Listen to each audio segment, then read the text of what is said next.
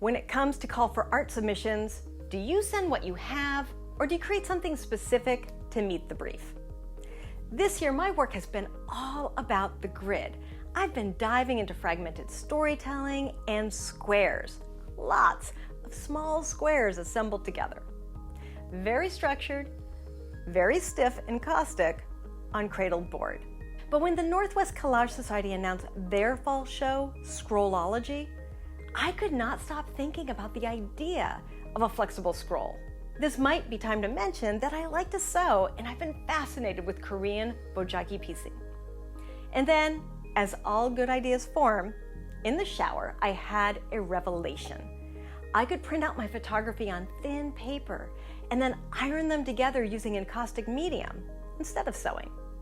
The first step was to design the final composition in Photoshop so that I could get the correct size relationships to print out the photographs. Step 2, I printed the images out on Gampi paper with a 1/4 inch seam allowance. Step 3, I transparentized the paper using encaustic medium. Step 4, I laid out the full design, full size, on my table. Step 5, start cutting and assembling using a small electric iron and my trusty heavy-duty ruler to keep the line straight and not get burned. And then step 6, make a ton of mistakes and reprint and repeat.